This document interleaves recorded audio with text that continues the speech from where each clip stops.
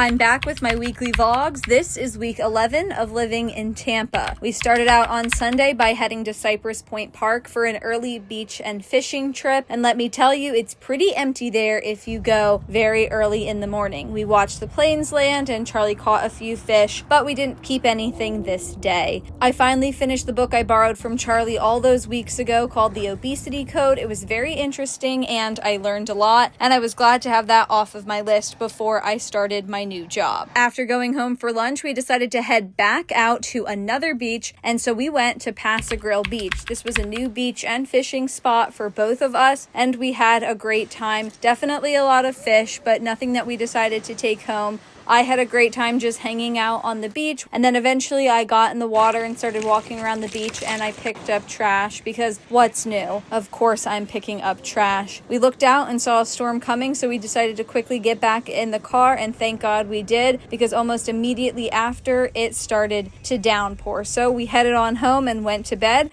so that I could get up bright and early for my first day at Fox 13 News. Before I knew it, I was up and getting ready. I had to have my hair and makeup done for the first time in God knows how long, but it felt good to finally be back at work and back reporting and doing what I love, especially now that I'm at such a great station like Fox 13. I took a few videos each day on my first week. The first day I was getting trained, and I did that a lot on the second day as well, and that was all very exciting. Later in the week, I got all my new Fox 13 clothes, which are crucial, especially now that I'm recording this and we're hitting a cold snap. I need all of those jackets. By Wednesday, it was time to get my headshot done, which is always such an exciting part of your first week, and I think it came out great. If you can believe it, they used all this professional lighting and an iPhone to take such a high quality picture. There's never a dull moment in a newsroom, so my first week I got to meet the cutest puppy for our pet of the week. Before I knew it, it was Thursday and I was doing my first story for air. That went on later that night at 10 and 11